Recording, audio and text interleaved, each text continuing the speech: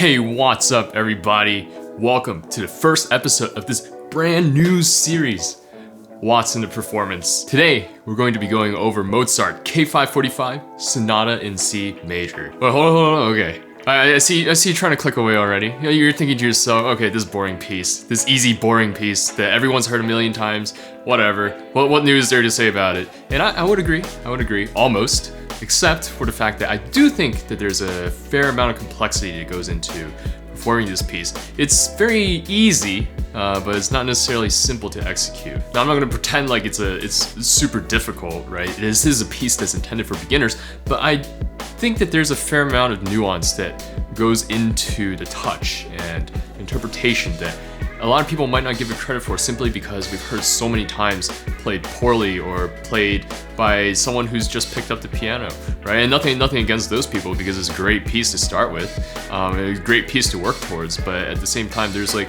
certain things that just aren't going to come out in a performance like that. And so whether you want to stick around to see if I'm full of crap or whether you are someone learning this piece and this is useful to you, I hope you'll get something out of this episode of Watts in a Performance, Mozart Sonata in C. Let's get it. The first thing to know about this piece is that it's, in my opinion, of course, almost as ubiquitous as something like Fur-Elise in the repertoire of the beginning student. Because for a lot of students, this is the first piece where you take a lot of, I would say, like slightly more technical aspects and combine them into one overarching work, right? Into a sonata. The ability to voice and phrase in a certain way, and the ability to play scales and runs, and then broken arpeggios, all has to come together into this piece to make it compelling, to give it a story and give it life. So perhaps that's why this piece is so famous and so popular. This piece is pretty simple, and the overall atmosphere is very happy, right? Which was how I felt at the beginning of summer. And it's short. One of the few things that I do know about Mozart is that the style and the touch is I think a bit of a hybrid between Haydn and Beethoven. What do I mean by that? Haydn is a hybrid, in my opinion, based on the little bits that I've played, of Bach and Beethoven, right? Beethoven is very finger heavy, but like you're already seeing elements of romantic style where you add a lot more arm weight into your expression, into how you're phrasing, and obviously lots more pedal as well. But for Haydn, and well, when we're interpreting Bach, or some people when they're interpreting Bach, since everyone wants to interpret Bach their own way, Bach and Haydn are all fingers, right? It's like completely done by the fingers because of how light the keyboard was, how new it was, how much of the influence the harpsichord was on the playing at the time. And so for me, Mozart seems to bridge the gap for the two, right? It's a very classical elegance that's throughout the entirety of the piece, and yet it contains just a bit more of that expression that can almost like edge in a little bit of weight to see how it helps with the articulation and just phrasing at certain spots, right? And so the first thing to note, I think, with this piece and almost all Mozart, at least for me, is that the whole thing has to sparkle. Each finger has to be lifted intentionally and has to be pressed down intentionally and bottomed out on the key. And that, I think, is the big challenge with playing Mozart. That's everything that went into preparing for this performance and this recording. Now, let's get on to watching me play this. All right, so we're all set up here in front of the keyboard, in front of the monitor with the score. And I've got my headphones on, and now we're gonna take a listen. If you haven't heard this already, you should probably go check it out at the link somewhere up here. Because I'm not going to play through, I'm going to stop at several parts, and I'll probably do some cuts because this might get a bit long, but we'll see. Hopefully this will be interesting. So with that, let's get started. Oh, hey look, tacky intro. So you can see already, right? Like there's a certain, the difficulty here to start off is how are we going to place the C in order to make it ring, right? I think, to my ear, on this recording, it sounds like I'm playing a little bit too heavy already, because instead like...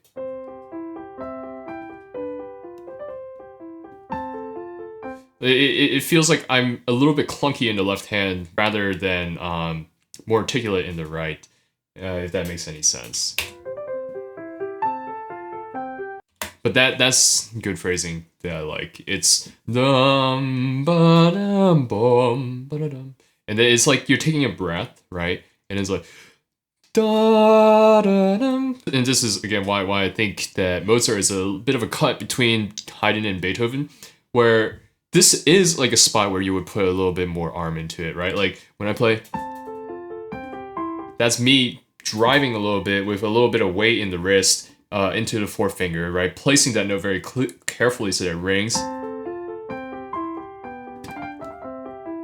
And then you end like that, right? And so you have like these two sentences that are going on that actually might be a bit difficult for someone who's starting off to phrase, and that I did not do very well here, except for that placing of that note, which I liked a lot. I'll give myself props where props are due. I might be a bit too critical of myself sometimes, but you know, sometimes I do some pretty cool stuff too. So.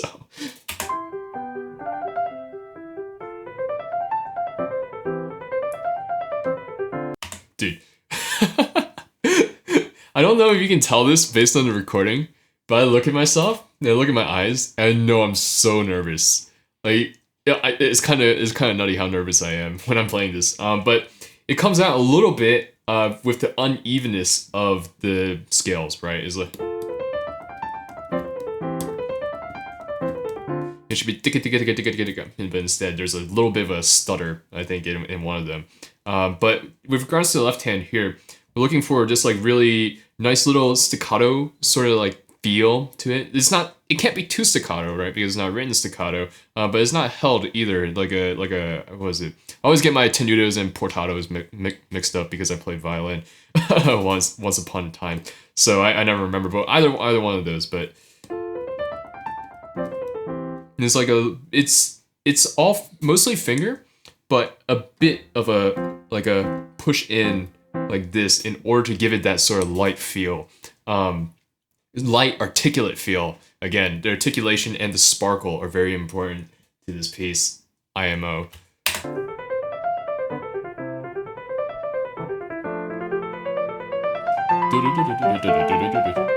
So there's a crescendo and a little building of tension, right?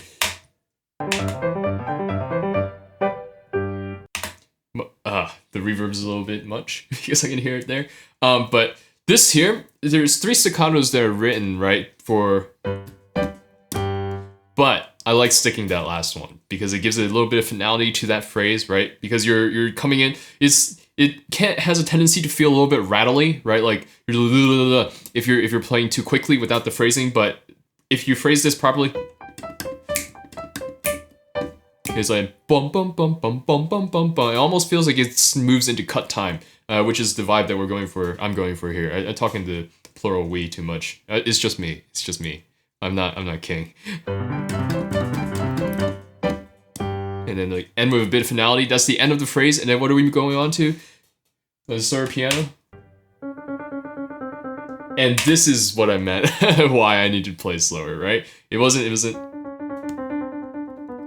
It's a little bit difficult. I don't know if this is like, this might be a thing that's because I remember with newer Steinways, the keys across the whole keyboard are a lot lighter. Whereas on my piano, which is a Yamaha C2 Baby Grand, the keys above middle C, or I guess above G4. Is this G4? I think we call this G4, treble G. Are significantly lighter, or not significantly, but noticeably lighter than the ones below. So starting around middle C is a little bit more clunky. And again, I'm not using the keyboard as an excuse here. I should be able to control the keyboard the way that I wanted to. But again, me being very new, coming back to this, it was a bit hard. And I wasn't used to this because I haven't played this piano in like, seriously, in like a year and a half to 2 years. So cut me some slack. I'll cut myself some slack.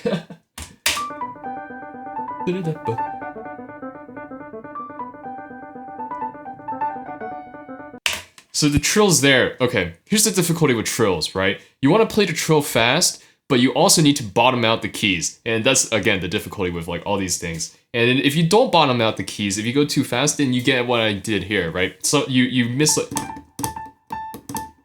like kind of like that, right? Even though this is an electric piano, you get similar results. But what's nice here, I think that I wanted to bring out is the phrasing, right? Again, da-dum, bum. You land on the G, do-do-dum, bum, ba-dum, ba-bum, right? It's a very playful sort of mood. And the thing with the left hand, right? Let's just back up a few seconds so we can hear.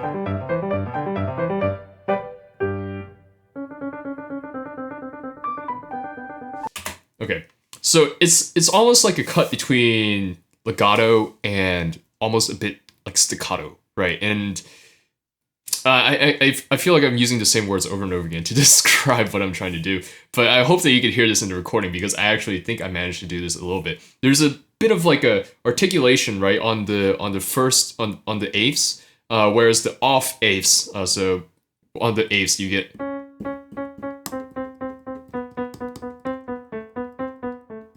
Right, there's a bit extra articulation there because that's the changing note. That's the note that's interesting, as opposed to the D, which is just repeating over and over again. But also, what I think I did nicely was starting off, right, bringing in the phrase, because there's no melody in the right hand. The only thing that's carrying any sound is the left hand. The left hand starts off a bit stronger, right?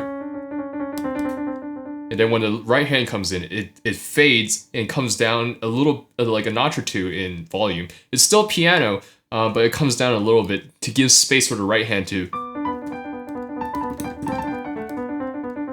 And then right, like it can come back up again. It swell up a little bit because the right hand has finished saying what it's saying.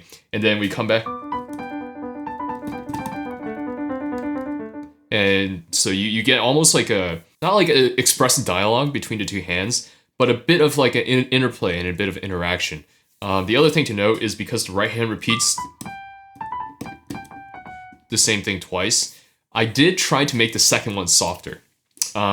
I forget whether I did that, tried to do it in the first run through or in the repeat, but I did that. That was one of the things that I switched up. So I guess we'll find out as we listen.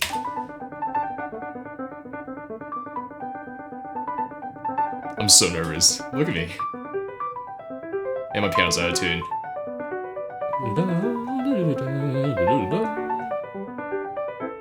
That's like the cutest thing ever, right? Like this little dialogue. It's like two people having a conversation. And I think this is one of the things that I really love about this piece, and that I did actually pretty well.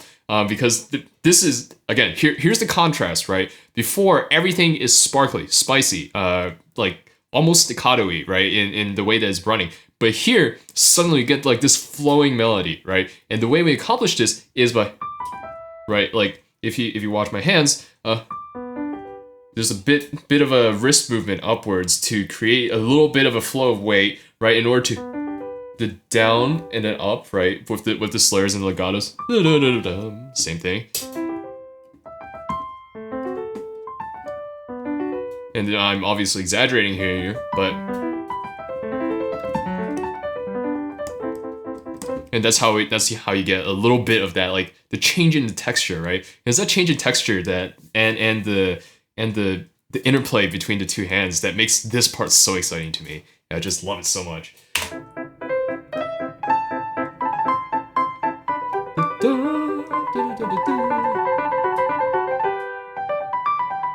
That's okay.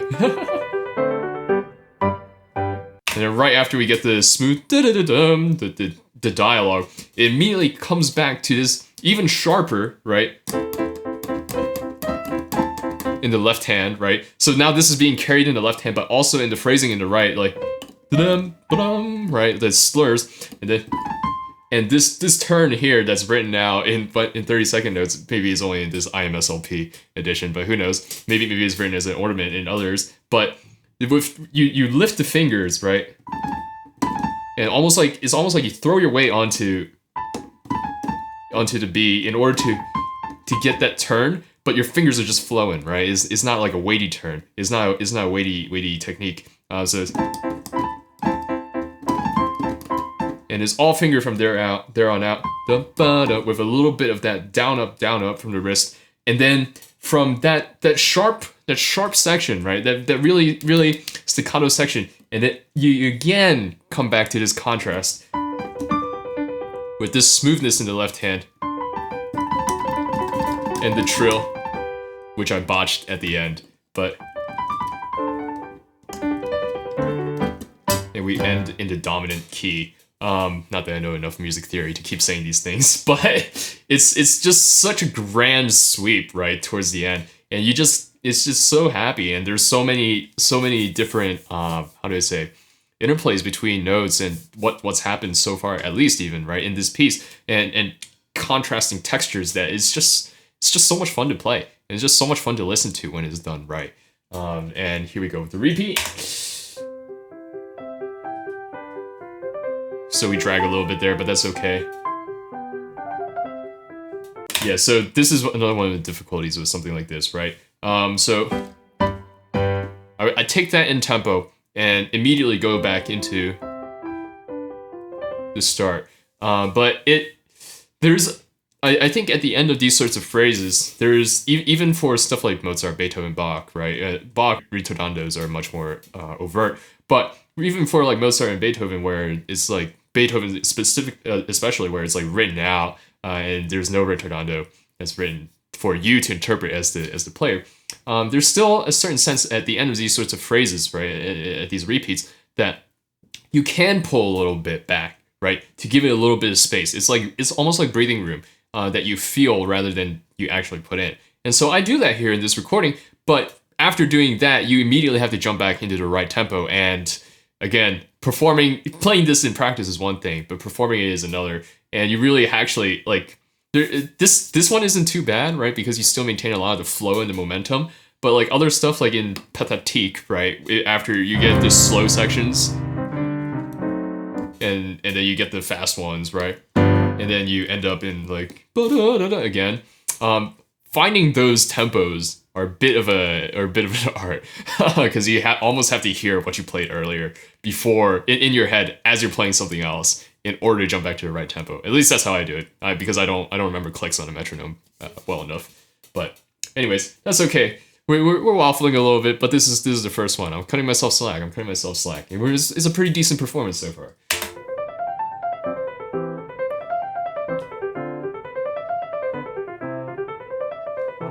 So you can even see here in my playing how much I'm lifting my fingers, right? And that's, again, just hammering that point home.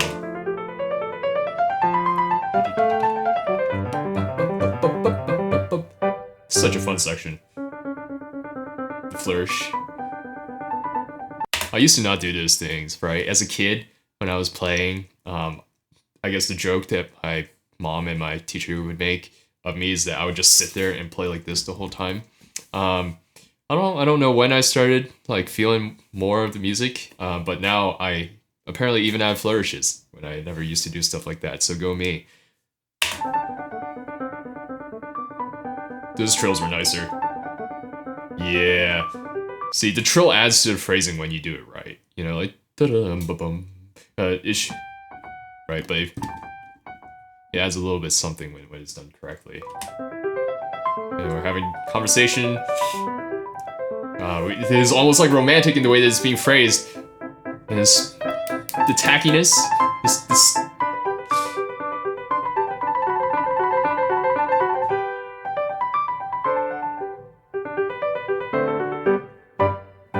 nice. Oh, no. So no slowdown there. I feel like that felt a little bit pushed. I would have preferred if I took a breath, right? Like if I took a physical breath on that quarter rest. But this is a nice part, I think. It's a nice contrast to switch to key, as most composers do in their sonatas at this point. Yeah, it's, to me, right, how I envisioned this in my head, because I think the imagery plays a part in how you play and how you interpret as well. It's almost like this whole piece so far has been nothing but sunshine and flowers, right? It's been joyful, happy. And it's like I'm running through a meadow, right? I'm running through a field. And this is, again, going back to why it resonated with me. This is how my summer sort of felt like it started. But here, it's like we're running through the field, and we look up, and it's like, wait, hold on. It's been 5 minutes, and it's been cloudy. And we haven't had like clear sunshine. And you finally look up, and there's like thunderheads. And you're like, bro, what's gonna happen? Right? Like, crap, we're gonna be stranded out here. Like, all of a sudden, things turn south, and this is what this section is. It's like not so south that it's the end of the world, because this section certainly doesn't feel like it. But it's like, oh no, what is going on, right? That is like a Nani the heck moment, which is kind of funny. That was a little bit uneven. And this is again a dialogue between the hands.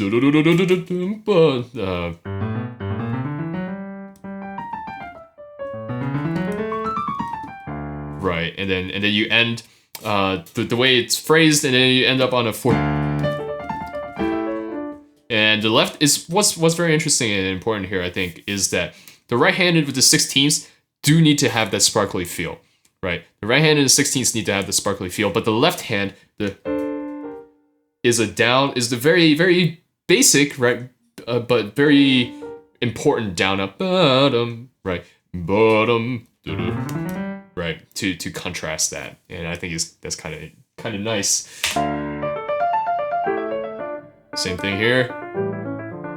A little bit uneven, but that's okay.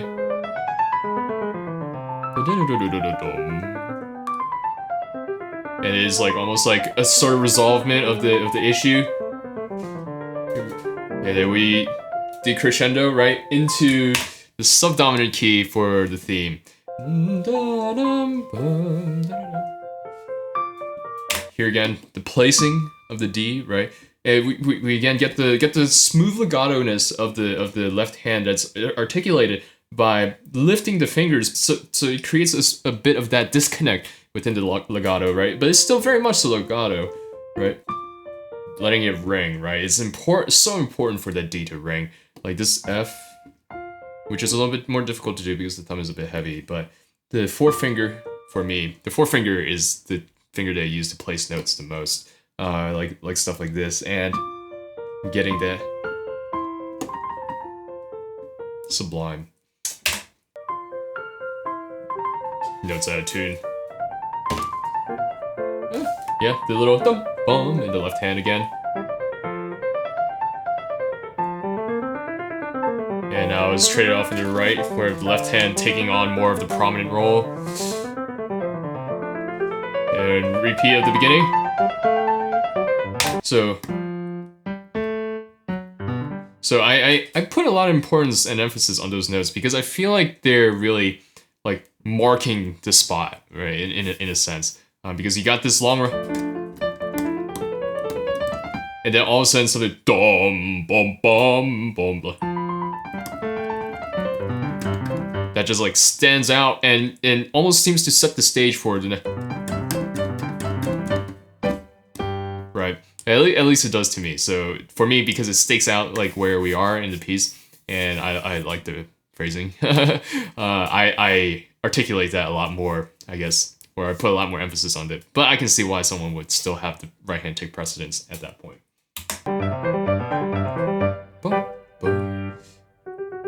It's easier to play softer here because we're further up the keyboard. So the touch between the two fingers. Trills are a little bit better. So you can hear the dynamic decrease there, right? It's much more prominent than the first. The conversation, we missed a note, but that's okay. Notes out of tune, but that's okay. I'm having a really good time. Look at me. And then the crunchiness back. And then the smooth, but like sparkling run. It's summed up in a trill. And finality. So if you notice with that last note, right? We're placing the last note, not necessarily playing it louder, playing it heavier. And this is the sort of touch that I think we ought to go for when it's Mozart, is because there's a difference between playing loud and playing articulate. You can play heavy like that and have a thunderous end, but we can also achieve a very similar feel, or not a similar feel, I should say, but like a different texture of that finishing touch by having it more articulate instead of, heavier. And it involves ending up on the keys right before you play and then being articulate. It's almost the same as